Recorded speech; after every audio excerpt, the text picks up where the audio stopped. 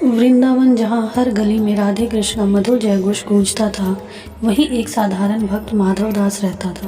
वह निर्धन था, लेकिन उसके हृदय में भगवान कृष्ण के प्रति असीम प्रेम था।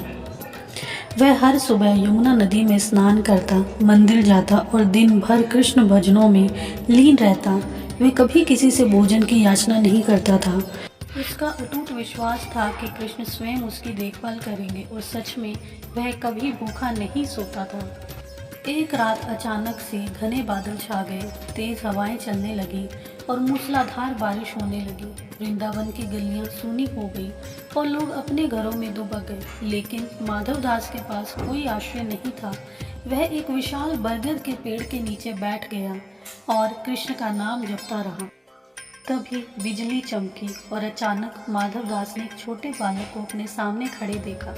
वह बालक मुस्कुरा रहा था और उसके हाथों में भोजन की थाली थी।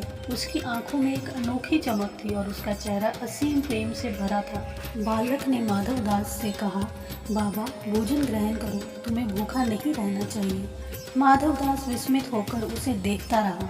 उसे लगा कि यह कोई साधारण बालक नहीं है, लेकिन जैसे ही उसने बालक से पूछना चाहा, वह अदृश्य हो गया। अगली सुबह जब माधव दास मंदिर पहुंचा, तो लोगों ने देखा कि उसकी आंखों में एक दिव्य चमक थी। उसकी भजन गायन में ऐसी शक्ति आ गई थी कि जो भी सुनता वह कृष्ण के प्रेम में डूब जाता।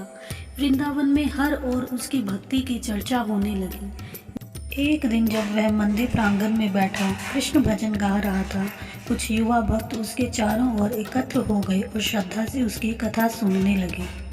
कृष्ण अपने सच्चे भक्त को कभी नहीं छोड़ते। माधव दास इसका सबसे बड़ा प्रमाण है। यह कथा माधव दास के अटूट विश्वास और भगवान की अनंत कृपा का प्रतीक है।